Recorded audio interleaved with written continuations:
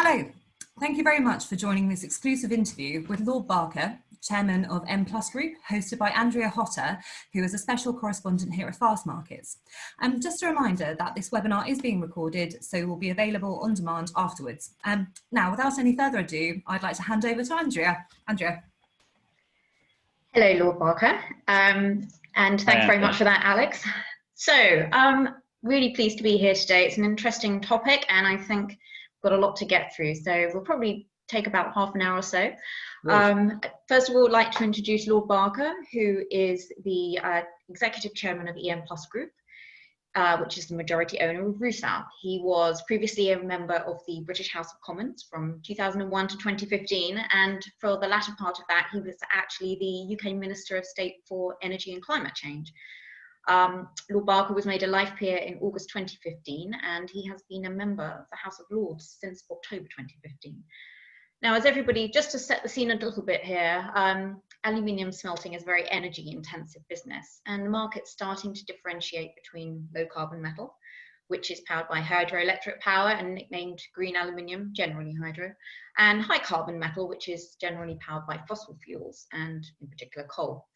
So Lord Barker, I mean, we've talked about this before. We spoke, you talked in LME Week about this as well. Where do things now stand with the low carbon story? How far along are we? Has anything changed?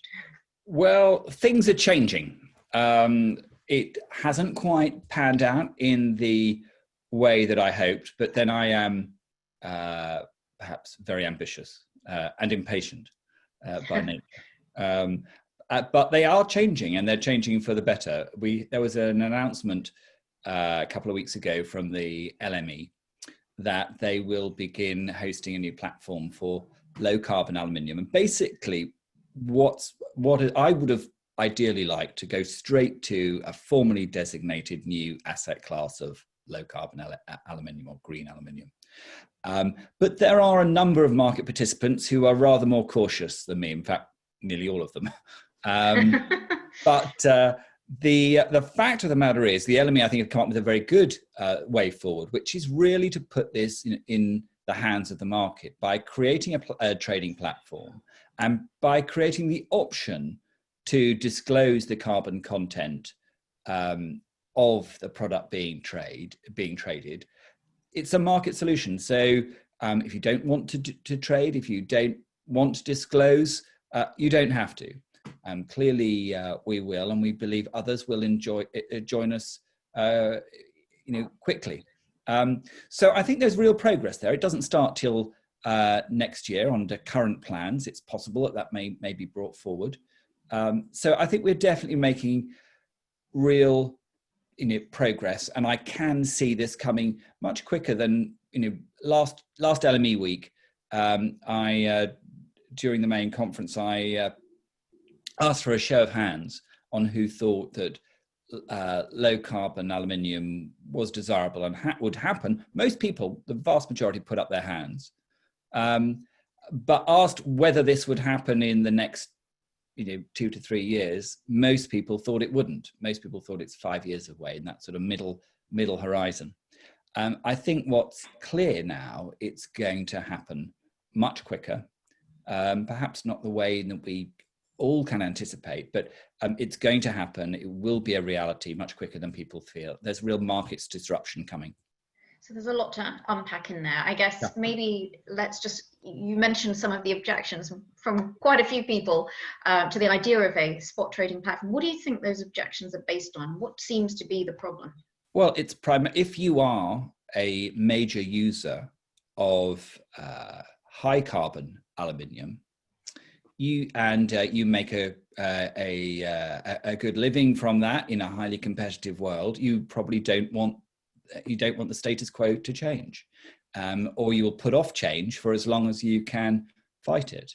But I think people are increasingly industry participants are increasingly recognizing that there is a big geopolitical industrial shift coming. This low carbon world that for the last 2 decades has been talked about by people like me in the public sector or a few corporate, visionary corporate leaders like Paul Polman at Unilever and others. but for the mainstream wasn't something that they really had to turn their attention to.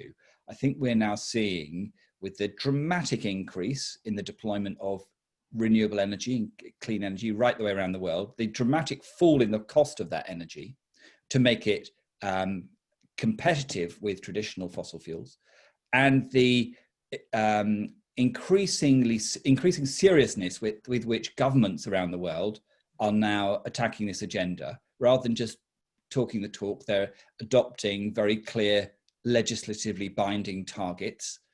And so this is becoming real. And most importantly, it's investors. If you look at the stock markets around the world, low carbon businesses are consistently outperforming other forms of organization.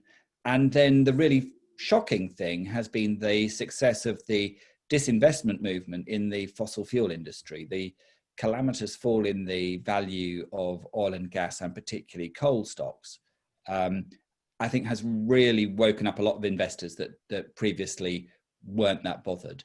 And I certainly see that in the discussions that I have with financial investors.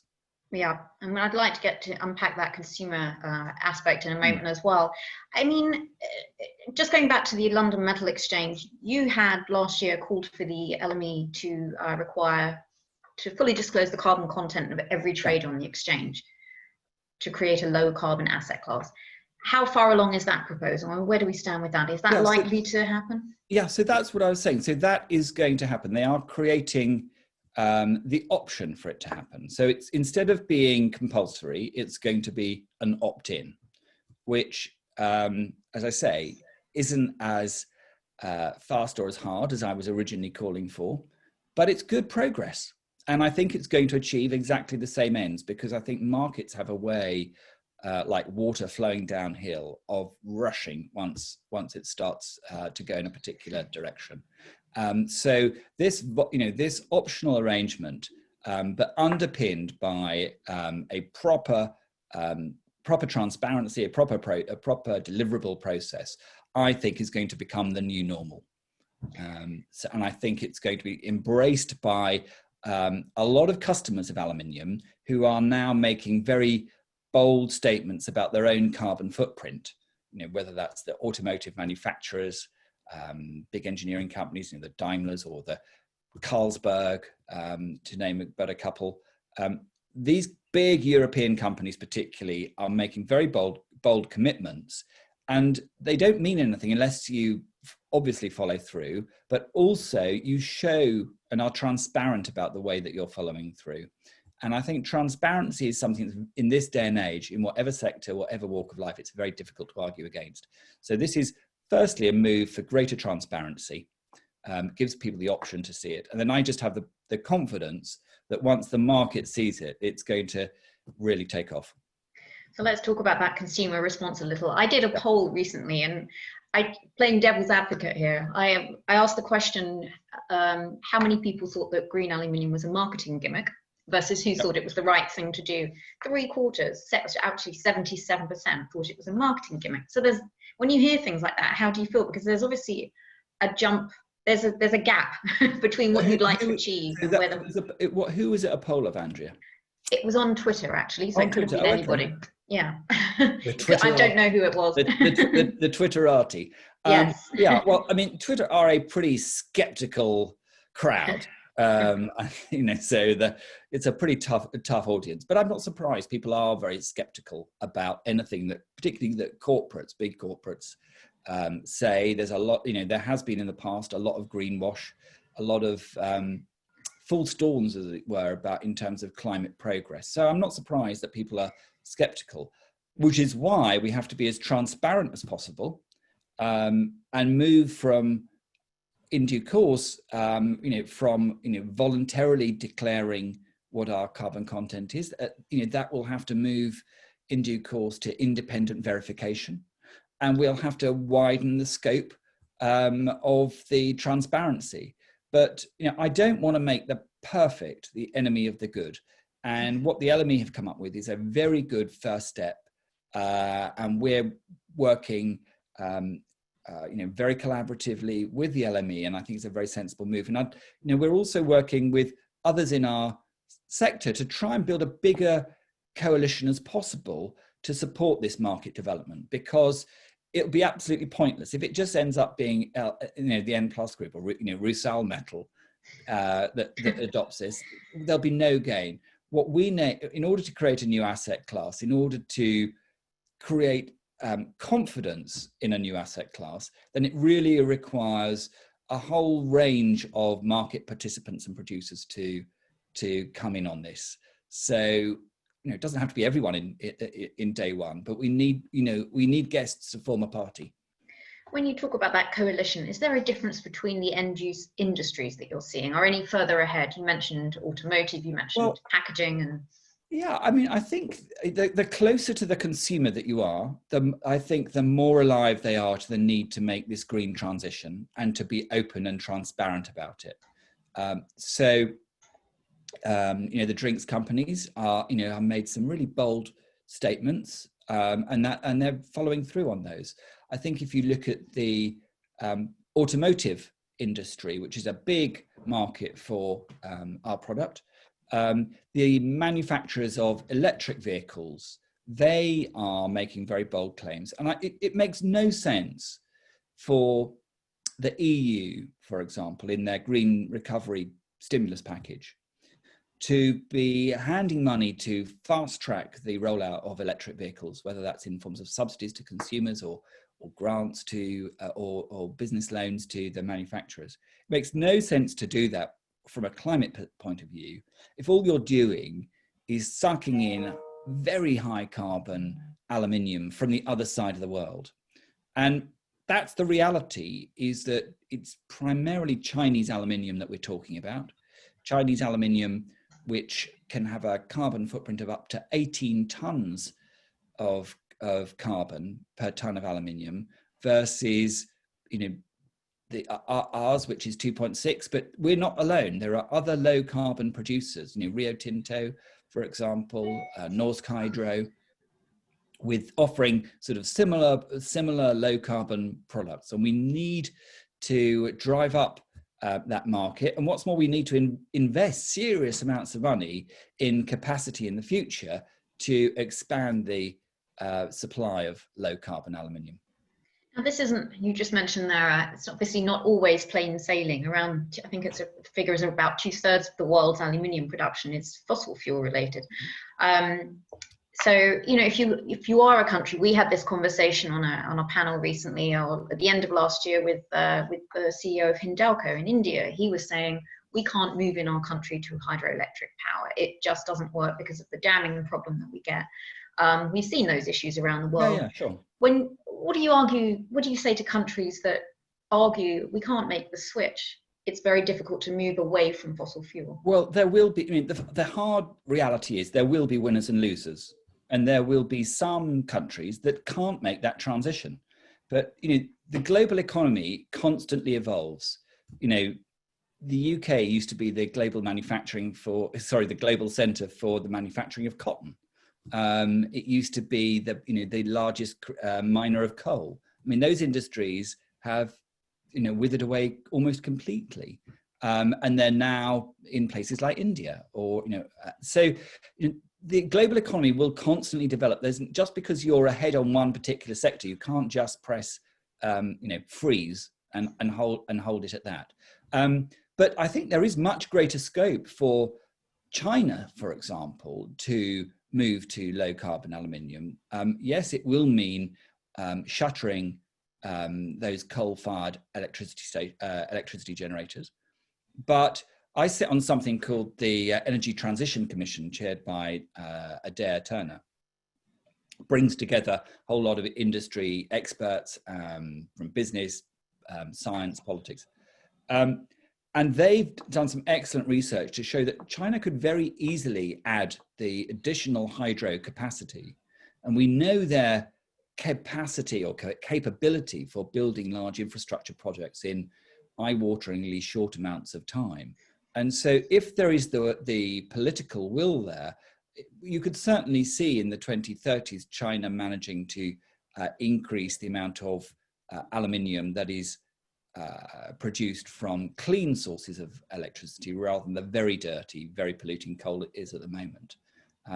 But the industry per se also has to go just beyond the source of energy. We are working on technology that will actually fundamentally change the smelting process as well, which itself gives off carbon emissions. And we're trying to reduce that by becoming more efficient. But ultimately, our ambition is to come up with new processes that could even be carbon negative, that you would undertake a process of manufacturing that actually sucked out carbon dioxide from the air as part of the chemical reaction. So, I like to think of us not just as an energy company or as a aluminium company, but as a technology company, because certainly innovation is, and always has been for this particular group, right in its DNA. Sounds a bit like the ELYSIS technology that's being developed at the moment as well by Rio Tinto and Alcoa. Yeah, absolutely. And we are not the only people. We need the market, the sector as a whole, to come forward and to try different technologies and collaborate around those that work, and to recognize when something doesn't, because not everyone is going to be a winner, and there will be a degree of trial and error here.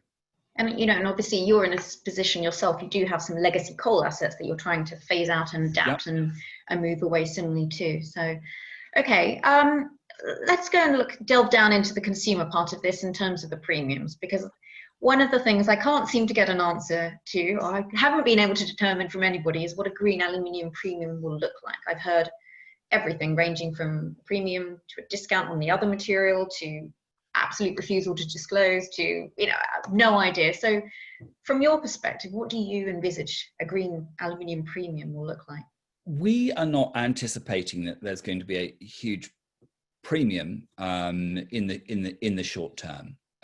It may emerge, that would not be bad news for us. But what I think will emerge, and will be a very, very serious element to pricing, is a cost on carbon. If you look at the consultations that are out at the moment from the European Union, if you look at the direction of policy from the United Kingdom and other economies in Asia as well, actually, a carbon price is something that if countries are serious about attacking the causes of climate change, a carbon price has to be much more rigorous and enforced. At the moment, aluminium sits really outside that world. But if you see a price on carbon that is going to be sufficient to drive the low carbon transition, not just in our company or our sector, but right the way across the global economy, right the way across the European and North American economies, then I think you are going to see a direct impact on the cost of aluminium. And those producers that have a high carbon footprint will, whether it's a premium to others or a penalty on their product, there will be a price differentiation. I mean, I think was it JP Morgan just put out a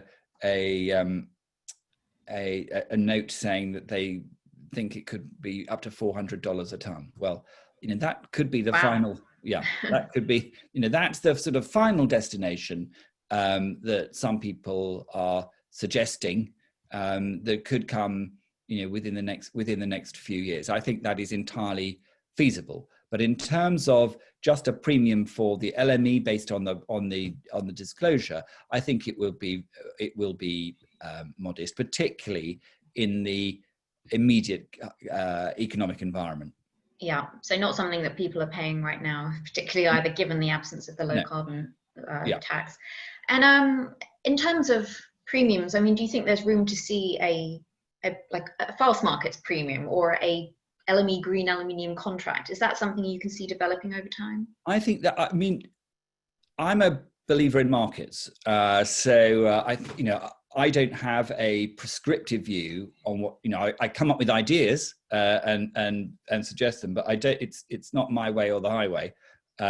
So I would welcome any market development that put a premium on green products, whatever the sector, and kept us on track with the science-based targets that governments around the world have signed up to under the Paris Treaty to, stave off the worst effects of man-made climate change. So if we're going to keep to keep global warming to below 1.5 degrees, then all of these things have to be tried. And my experience in politics was that when you're looking at a problem like this sort of issue, very rarely do you find that there's one silver bullet, and that there's one policy that you can rely on to deliver the entire outcome. So I don't see, fast markets LME as being an either or choice at all. No, that's good. You mentioned the current backdrop at the moment. I wondered how you think the COVID-19 pandemic has affected the green agenda. On the one hand, you've had people getting used to temporarily seeing pollution levels drop dramatically, birds chirping in the streets. But on the other hand, you've seen an economy really significantly contract and look like it will remain that way for a little while further. What's happened to the green agenda in the middle of all of that? Well, in the short term, in the immediate term, obviously it's taken a back seat. Whether you're a company, for us, our absolute number one priority at this moment in time is keeping our people safe from COVID-19, and we're dealing it as you would expect as a crisis, and managing it as an emergency. And that is the same for companies throughout our sector and for governments. But that doesn't mean to say that you stop thinking about the next stage, the next step, where because not only are we responsible for keeping our people safe today, but also making sure that they've got jobs tomorrow, and that we have got a plan so that we can recover from this economic shock, and that we don't trip up because no one was thinking about what goes on next year.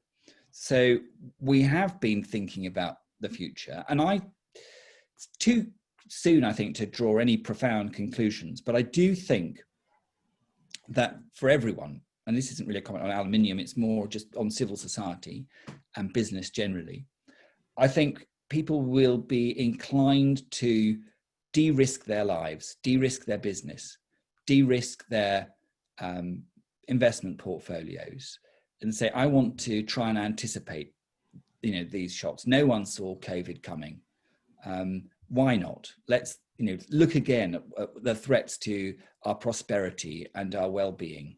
And the biggest threat out there to the economy and to, livelihoods and to, well-being and lives in some parts of the world is climate change. It's not a surprise. It has been identified. The solutions are out there. The agreements have been signed. We just need to action these things.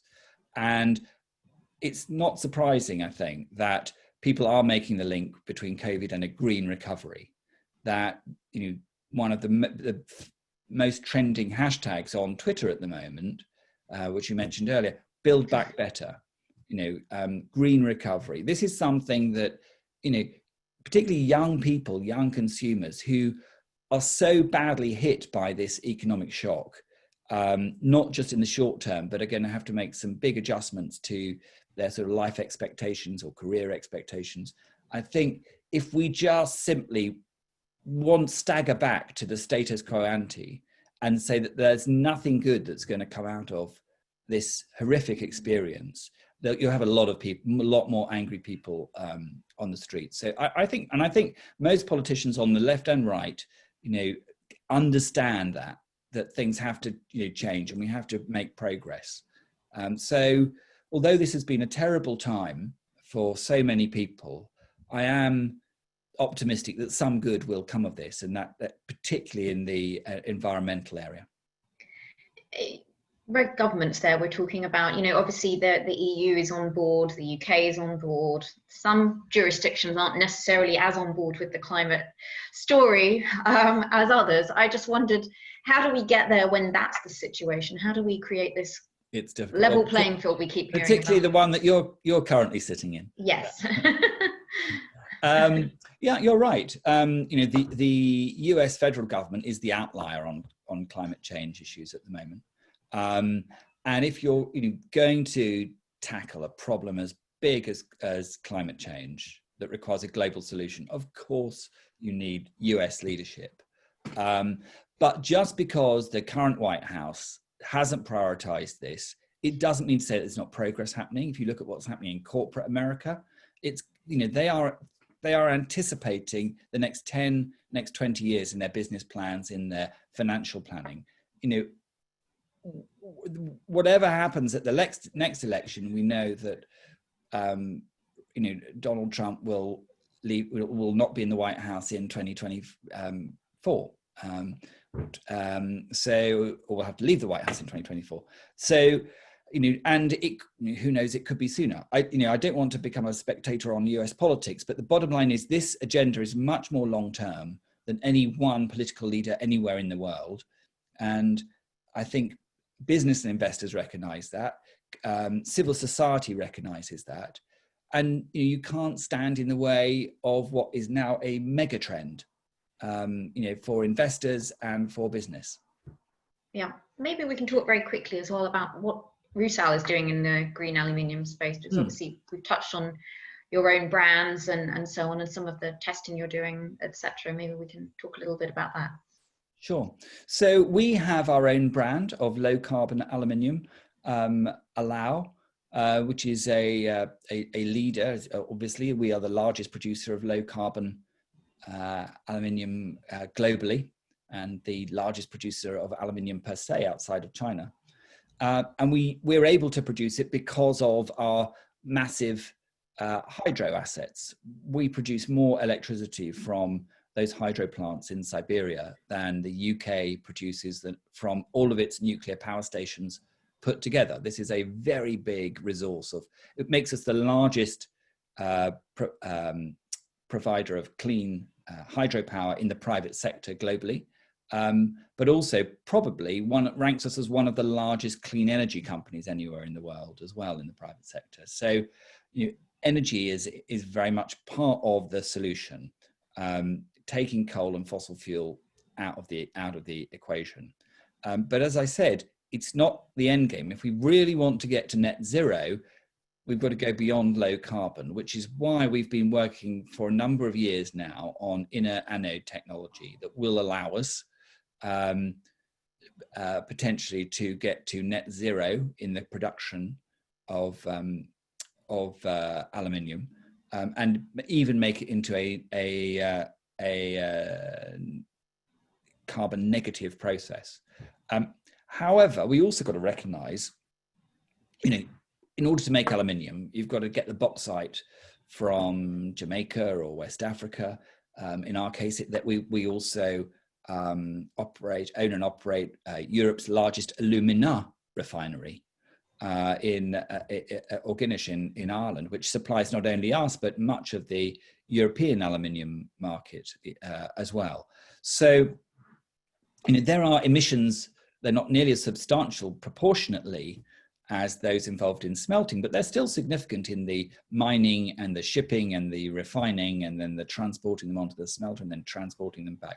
So this is going to mean we've got to find solutions for all of these things as well, which is going to be difficult for us on our own, which is why partnerships are so important. In actual fact, partnerships is one of the Sustainable Development Goals, I think SDG 17. And which is why now, under my leadership, we're putting a lot more emphasis on trying to work with other global partners. And we want to work, whether that's in shipping, to try and drive down the emissions associated with that, which historically has been challenging. And also deploying clean energy, not just in the smelter, but also in these harder to reach locations in Africa and Central America, and also looking at the industrial processes at our refineries. So there's a lot to do, and not all of it is easy. We don't have all of the solutions ourselves. We will be looking to the others to help with that. But I think that's the same for every industrial company. So we've all got to realize that there's a lot more collaboration on innovation and technology. And I'm very impressed with the Rio Google Alcoa technology Yes. technology collaboration. It's very early days. Could you see Rusal doing something similar? Yeah, I certainly wouldn't rule it out. We've got to find the right partners. But I think, it's not something that's imminent. But for the future, I think this is absolutely the way to go if we're going to make progress. So, more power to their elbow. You mentioned there the supply chain, and obviously it's not just the emissions side. Obviously, you talked about sustainability. There's the water issue, the bauxite, the tailings, the red mud. There's a lot that goes into that equation. So there's obviously a long place to go. And I guess just to wrap up, I mean, what would your message be to those skeptics out there? Now we've sort of talked through the issues, and you've heard, what is your sort of message to those people who are sitting there thinking, all right, maybe I'm slightly more convinced, but I need a bit of a pull in that direction still? All I would say is, look, guys, action on climate change is unavoidable. It's coming. The world is changing. If in doubt, talk to your kids. And the aluminium sector can play a really positive role, because not only is it low carbon, aluminium is vital because it's just a fantastic metal that is almost infinitely recyclable. So it was part of the circular economy before anyone even thought of the term.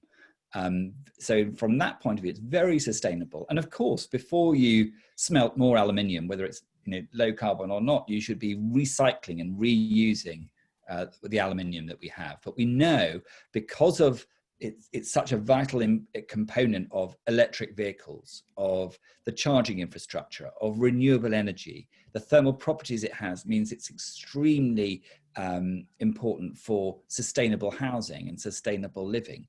That its recycling properties mean that people are actually going back away from plastics, back to aluminium, back to the future. I think they're calling it packaging 2.0. And so there are so many existing and new uses for this in a low carbon economy that we're going to need more of it over the longer term, but it has to be produced sustainably. And thinking that you can just, if you'll pardon the pun, kick the can down the road for another 5 years or till 2030, or just produce some sort of glossy brochure that tips the nod to sustainability, ain't going to wash it. We need real market progress, and both consumers at one end and investors at the other are going to be pushing hard for us to drive harder towards a low carbon economy, and will reward those that make sincere efforts, even if it can't be done overnight. And I think we'll increasingly penalise those that try and drag their heels. Great. Well, thank you so much. I really do appreciate your time, and it's been a really great discussion. I'm going to hand back now to Alex. Thanks, Andrea. Stay safe. Thank you, Lord Barker and Andrea, for your insightful discussion.